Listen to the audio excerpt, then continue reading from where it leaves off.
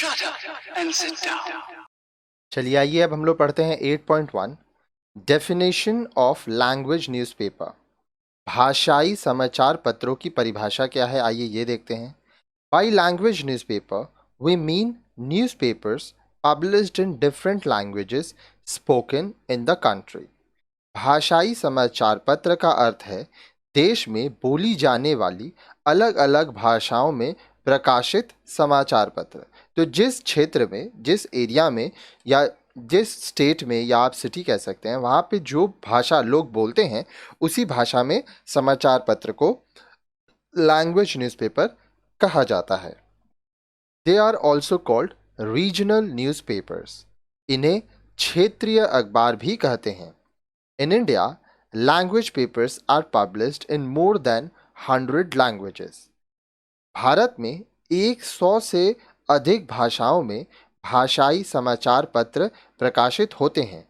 But the main papers are published in 16 principal languages. लेकिन प्रमुख समाचार पत्र 16 मुख्य भाषाओं में ही प्रकाशित होते हैं। Language papers vary from English papers in their style, presentation and approach.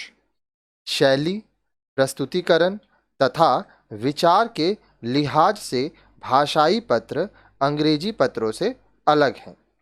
अब देखिए यहाँ पे आप देख पा रहे हैं नवभारत टाइम्स है, ठीक है, फिर अलग अलग भाषाओं में यहाँ पे न्यूज़पेपर हैं। तो आप जहाँ रहते हैं वहाँ पे जो न्यूज़पेपर बेचते हैं उनके पास अगर आप जाएंगे तो आप देखेंगे कि बहुत सारे लैंग्वेजेस में आपको न्यूज़पेपर मिलेगा। तो यही होते हैं लैंग्वेज न्यूज़पेपर, जिसको भाषाई पत्र भी कहा जाता है। तो सिंपल है, जो भाषा लोग बोलते हैं, उर्दू में, हिंदी में, बंगाली में, मराठी में, तेलुगु में, अलग अलग स्टेट में, अलग अलग क्षेत्र में अलग अलग भाषा का इस्तेमाल किया जाता है। तो उनके अनुसार न्यूज़पेपर्स बनाए जाते हैं।